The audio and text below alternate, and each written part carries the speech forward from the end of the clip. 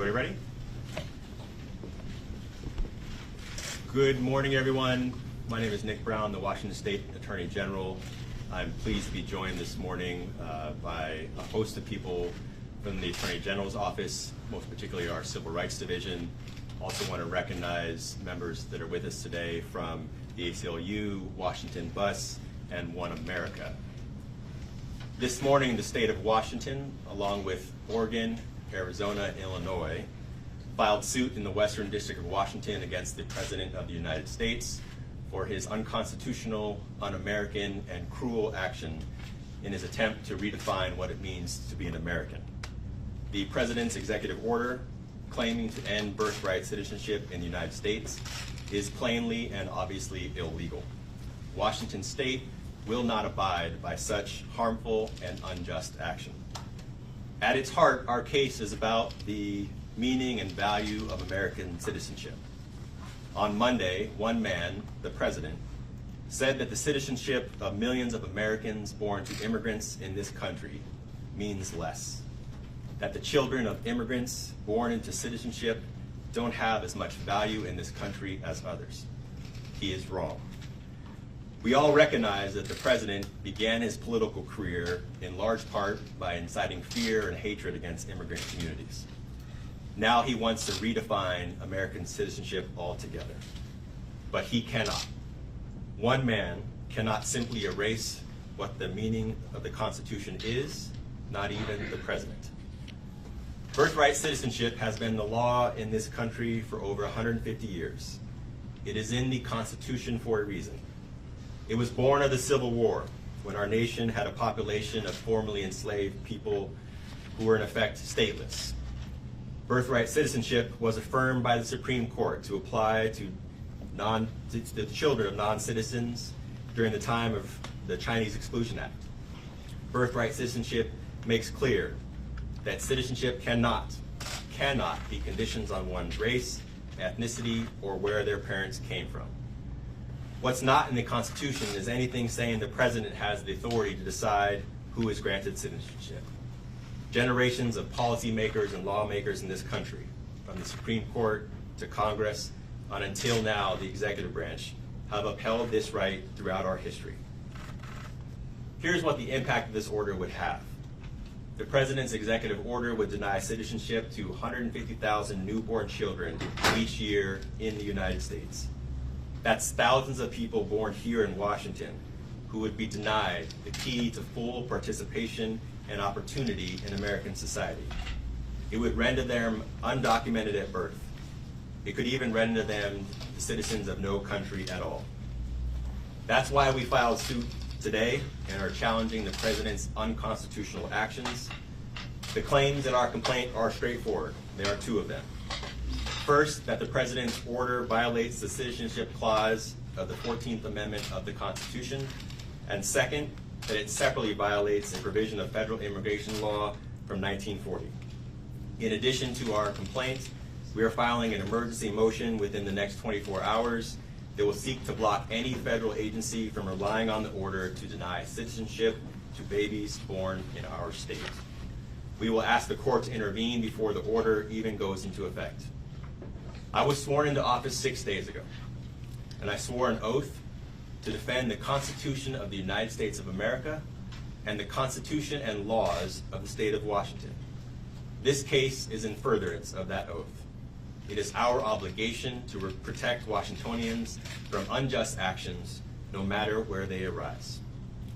We are joined today by a number of people who can tell you why birthright citizenship is so important. But I'd like to invite one of them up here to follow me, and that's Monica Mendoza Cawthorn.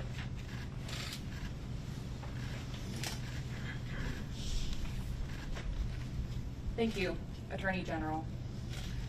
Dearest Washingtonians, my name is Monica Mendoza Cawthorn, and it is with great honor that I address you all today.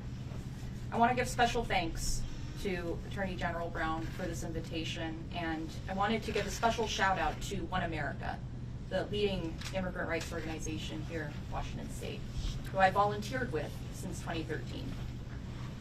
I'm standing here proudly today, a first-generation American born in South King County to two formerly undocumented farm workers who migrated from Michoacan, Mexico. My parents came here with the promise of an American dream, the promise of freedom, of democracy. Largely thanks to their sacrifices, I was able to become a first-generation college graduate and now a first-generation law school graduate set to take the bar exam later this year.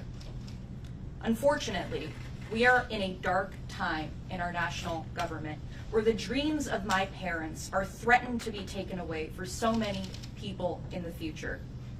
As mentioned, just yesterday, Trump announced with an executive order that he would attempt to take away birthright citizenship, among a series of other orders. I understand that many may feel frightened, scared, worried. Perhaps you may be in my situation. You recently became a citizen, an expecting parent.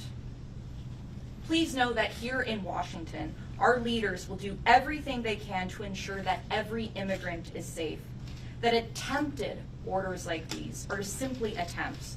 For even if our national leaders will try to do away with what is legal, have solace in the fact that our Attorney General will ensure that Washington remains safe for immigrants, that the law will be upheld, Constitution, the 14th Amendment, and he will fight to keep the promise of liberty, truth, and justice for all enshrined. I thank Attorney General Brown and all in his office for their work to uphold this promise. Thank you. Thank you, Monica. I also want to give special recognition and thanks to Governor Ferguson, former Attorney General of this office, for doing a tremendous amount of work over the past year to prepare us for a myriad of anticipated actions by the new presidential administration. And AG Ferguson, now Governor Ferguson, and his team have worked really collaboratively with attorney generals across the country and have put in a tremendous amount of work to get us ready for a day like this. It is unfortunate that this day has come, but I want to give him recognition for all of the work that we've put in as an agency over the past year. I'm also joined by the leader of our Civil Rights Division, Colleen Melody, who leads a very hardworking staff of attorneys and paralegals and assistants who have led this case today and have put in a tremendous amount of work personally over the past year. And we will open it up for questions now. Attorney General, my first question is just, can you clarify what the difference is between your case and what's been filed in Massachusetts with 18 other states? The cases are very similar. We're both challenging the birthright citizenship executive order. Our state case has 4 states in it. Theirs has, I believe, 17 or 18. And each state is talking about the impacts to their individual states. But at their heart, the claims are very similar. So why file a separate case? What's the need to file a separate case? Why not join that other one? Well, we have very particular interests here in Washington. As I've talked about, there are specific and unique harms that are brought here, and we thought it was appropriate to lead a case here. But as I mentioned, we are working very collaboratively with other states, and anticipate we'll have that same approach on other potential cases moving forward.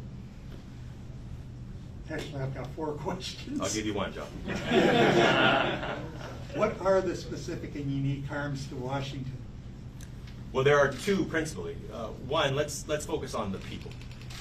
There are people who will be born here in this state in the coming days, in the coming weeks, in the coming months, who will no longer, if this attempt or this order took effect, would no longer be considered citizens of the United States of America. They would be denied some of their basic rights as Americans. They would be denied the opportunity to have a passport, to claim their citizenship. All things that generations of Americans have been granted as a matter of law, all things that are plainly and obviously protected by our Constitution. And so I am really focused on what is the impact to those individual people. It would also have impact to the state of Washington. We receive as a state in a myriad of different issues around healthcare, education, funding for the services that we provide to people in this state, in part from the federal government. And when the federal government and the president unilaterally is trying to deny their citizenship, that would have an immediate impact on our ability to care for the health and well-being of the people in our state. So there is a direct personal and individual impact to thousands of Washingtonians and a direct impact to the financial well-being of the state of Washington. Sir? You mentioned that the Supreme Court last ruled on this in 1989 as it applies to citizen or children of non-citizens. Do you worry about this case getting to the Supreme Court if it goes through that process again? Do you think that's the goal of this executive order? Well, we have a long way to go, right? So we filed a case in the Western District. There is a similar case filed in the District of Massachusetts. So we have a preliminary complaint and pending a motion in the district court level, and we'll make our claims plain there. But as I said, this is plainly illegal. This one is fairly obvious. Not only is it spelled out explicitly in our Constitution, the Supreme Court has specifically weighed in on this case. The case out of San Francisco following the Chinese Exclusion Act was plain on its face. This one is an obvious one. My hope is that every level of court, the district court, the Court of Appeals, and if we go to the Supreme Court, would rule unanimously because of the well-established precedent. But first step is to do the district court case. This morning, Washington State Republicans said we should be focused on issues that impact our state and not on this. What's your response? Well, I would say two things. One, as I said at the end of my remarks, my obligation is to protect and defend the Constitution of the United States and the Constitution and laws of Washington State. I would think that everyone in the legislature, regardless of party, would want me to uphold my obligation. And it is in my judgment, and the judgment of this team, that the president's order violates the law. So I do not think that my friends in the legislature of any party would want me to simply ignore that. Second, what I would say is this is harming Washingtonians. This will harm Washingtonians by denying them the rights of Americans that they are entitled to as a matter of law.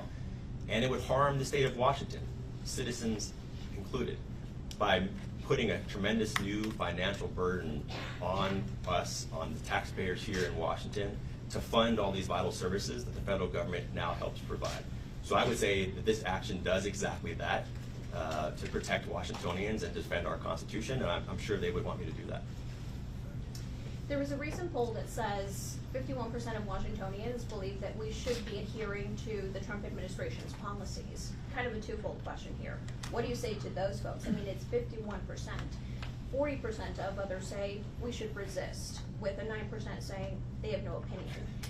Then, we've also seen a majority of conservatives say that they want to focus on the part of the phrase of the 14th Amendment that says subject to thereof, or the jurisdiction to subject to thereof. How do you anticipate, or if the Trump administration does narrow focus on that particular portion of the amendment, what would happen then? Well, let me just say, I do not think that the people of Washington want me to make decisions about the cases we file based on polling, or based on what is popular or unpopular. We will bring actions to defend Washington's laws and the United States Constitution if 1% of the people think it was the right decision. If I think that it violates our law, that it harms Washingtonians, and that we are the right venue to bring a case, we will do that. And so I'm certainly not driven by polling.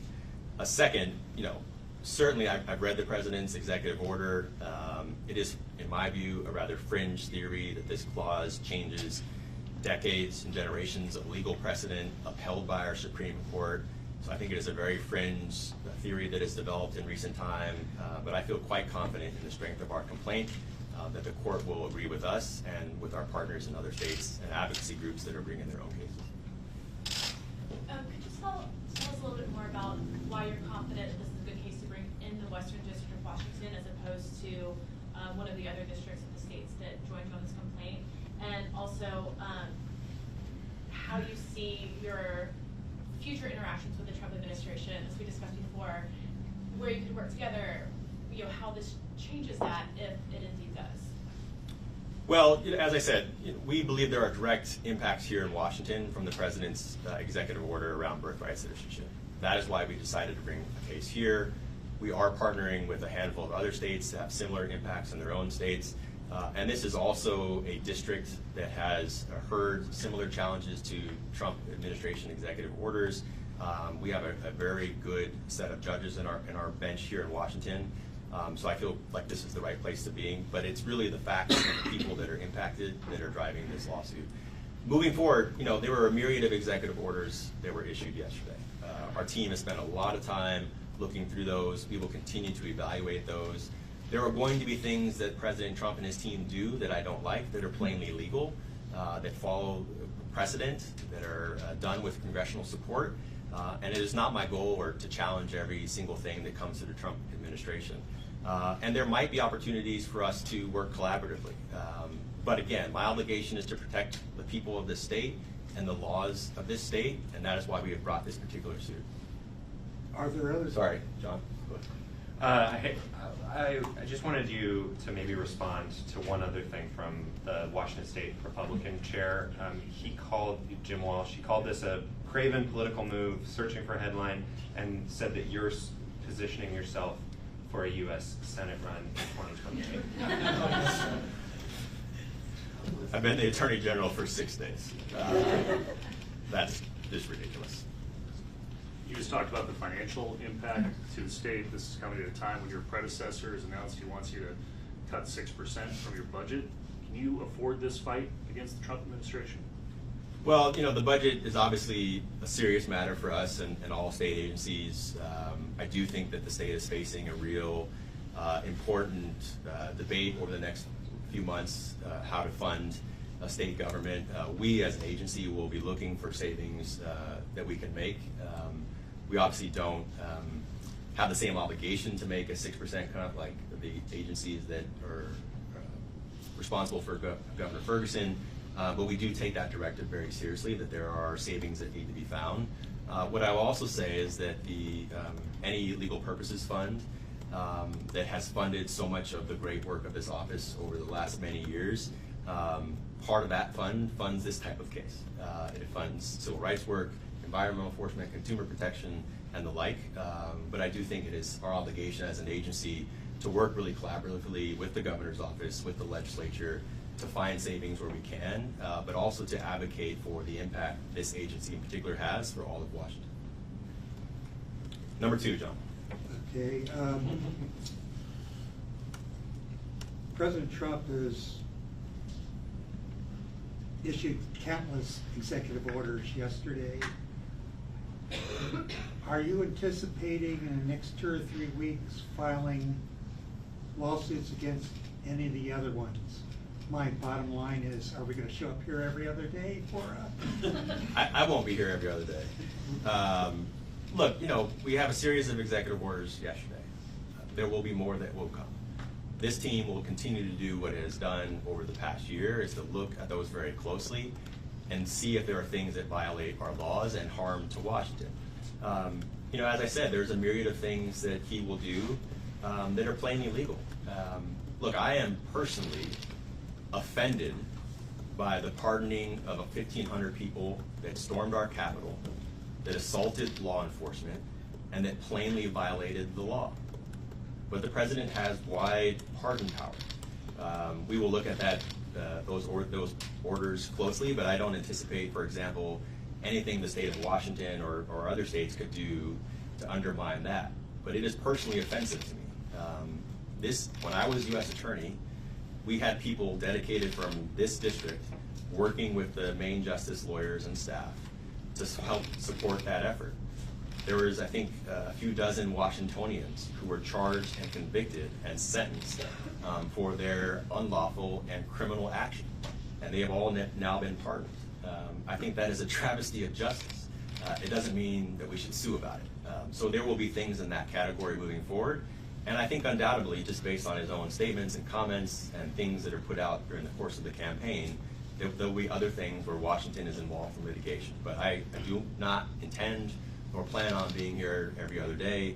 But this particular case around birthright citizenship is so plainly and obviously illegal and so harmful and so un-American that litigation was appropriate.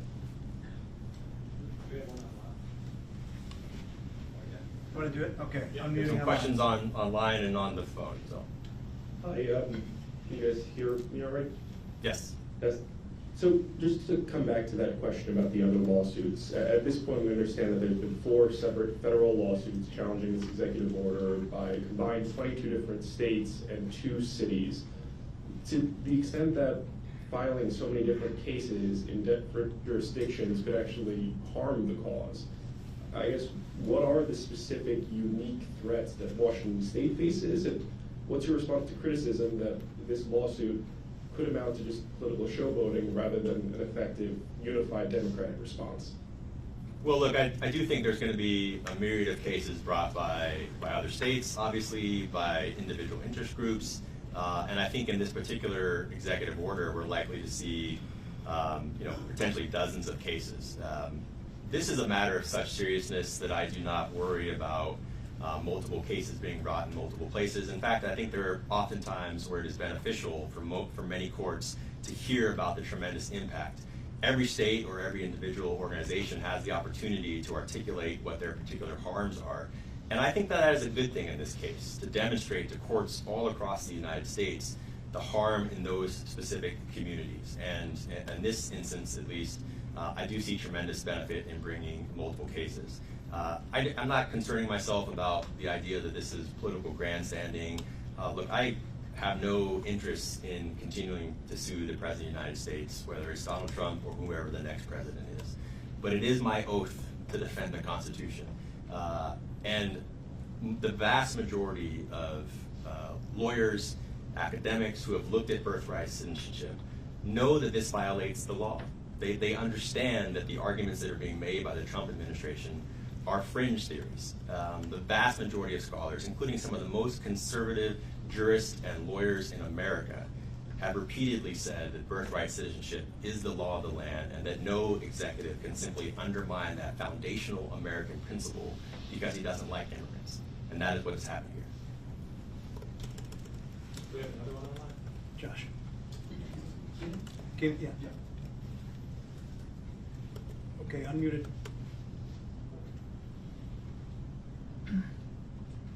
The promise of freedom, of democracy. Largely thanks to their sacrifices, I was able. And the president. What do we have? We lost Keena? We lost Keena. Okay, we lost Keena. Any other questions? No. What's your message to any Washingtonian who is scared right now with what this executive order means? So speak to them.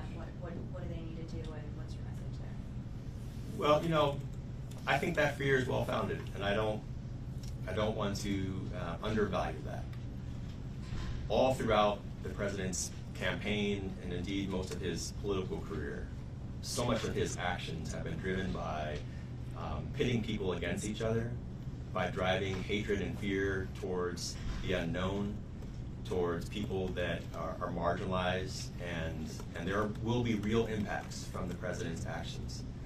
On this particular executive order, I think it is scary that the president would come in and try to undermine so much of what has been foundational to America.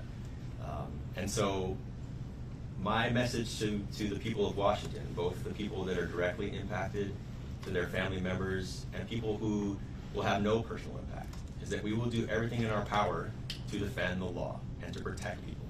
And this is a case that is worth bringing, and I'm confident of our chances moving forward. Okay, we'll stop there. Thank you again, everyone, and thank you to the team, all of the people of this office. The people behind me is just a small representation of the many people hours that has gone into being prepared for today and being prepared for the future. So thank you for coming.